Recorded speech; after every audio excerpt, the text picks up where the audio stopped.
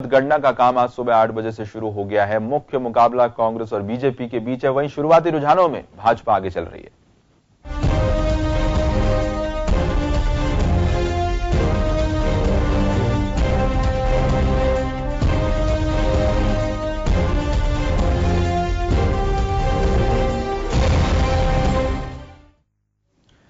तो कर्नाटक चुनाव के लिए मतगणना शुरू हो चुकी है और मतगणना शुरू ही नहीं हुई बल्कि कांटे की टक्कर बीजेपी कांग्रेस के बीच में नजर आ रही है। कांग्रेस और बीजेपी के बीच में कांटे की टक्कर नजर आ रही है। ज्यादा सीटों का फर्क कांग्रेस और बीजेपी के बीच में नजर नहीं आ रहा है। वहीं जेडीएस की बात करें तो जेडीएस भी अच्छा खासा वर्चस्व दिखाती नजर आ रही है। 25 सीटों पर लगभग जेडीएस आगे चल रही है रुझानों में। वहीं 78 और 74 जो है वो कांग्रेस का आंकड़ा है। 78 पर बीजेपी आगे चल रही है। कुल 222 सीटों पर मतगणना चल रही है।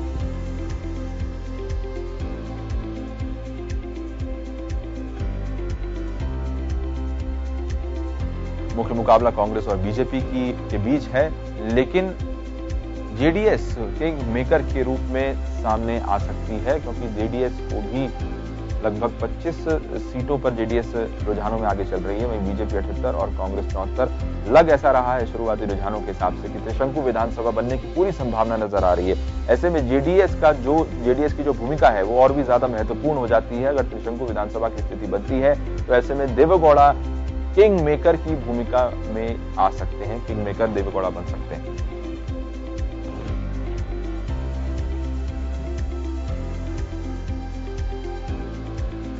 कर्नाटक की 222 सीटों पर मतगणना जारी।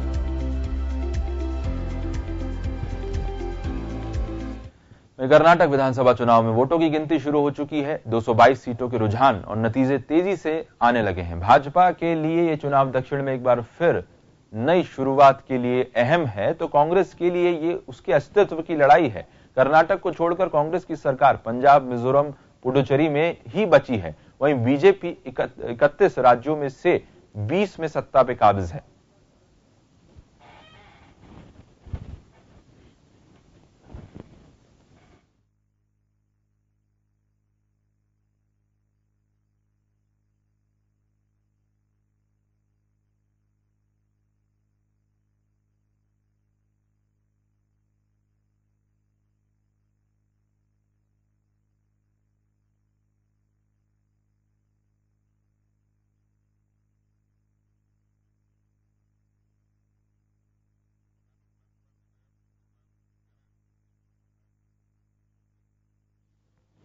हमारे साथ वरिष्ठ पत्रकार ओम सैनी जी जुड़ गए हैं ज्यादा चर्चा करने के लिए। ओम सैनी जी, बहुत बहुत स्वागत है आपका जन टीवी में।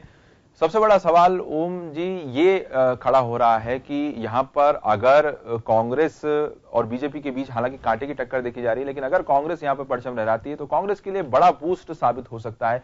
वहीं बीजेपी के लिए भी आगे की राजनीतिक तौर पर देखें तो दिशा और दशा भी तय हो सकती है। कुल मिलाकर के 2013 के जो चुनाव थे उसमें भारतीय जनता पार्टी और कांग्रेस और जेडीएस का जो मुकाबला था उसमें ये स्पष्ट हो गया था कि बीजेपी और जेडीएस कांग्रेस के मुकाबले बहुत पीछे है। वही 2014 के जब लोकसभा के चुनाव हुए और विधानसभा के जो विभिन्न सेगमेंट्स थे उसमें 132 जगह पर बीजेपी आ गई थी और कांग्रेस 77 पे थी और जेडीएस 15 पे थी। इस तरीके से सीन था। लेकिन अभी जो फिलहाल हम देख रहे हैं वो मतलब प्रारंभिक दौर है और 224 सीटें हैं और अभी ये तक 155 का एक झुकाव में सामने को देखने को मिल रहा है। लेकिन ये तय है कि अगर यहाँ पर कांग्रेस अगर स्वतंत्र रूप से अपने आप को नहीं स्थापित कर पाती है, दूसरे नंबर पे आती है तो उसकी एक साख है, उस पर गड्ढा लगेगा और भारतीय जनता पार्टी के साथ निश्चित रूप से बढ़ेगी। लेकिन अगर तीसरे नंबर पे आती है तो आप समझ लीजिएगा कि इससे जो जिस परिवार के माध्यम से कांग्रेस पहचानी जाने लगी है उससे और कांग्रेस की स्थिति बड़ी कमजोर हो जाएगी। तो अभी मोटे तौर पे कहा जा सकता है, लेकिन अभी बहुत बिगनिंग है। मुझे लगता नहीं है कि ट्रेंड कहीं पर ऐसे स्थापित होगा, क्योंकि ऐसे लोकसभा के जो चुनाव परिणाम थे वो बहुत अलग थे। उसमें तो निश्चित रूप से भारतीय जनता पार्टी बहुत आगे थी। लेकिन जो यहाँ का इतिहास है इसमें भारतीय जनता पार्टी 2004 में 13 सीटें जीती थी और 2008 में 22 सीटें मैंने उसमें दलितों के साथ में जहाँ से उनको बढ़त मिली। तो अभी बहुत जल्दी है कुछ कहना। जी ओम जी, हालांकि ये भी एक बात है कि जेडीएस जो है उसकी कितनी अहम भूमिका रह सकती है, क्योंकि अगर त्रिशंकु विधानसभा की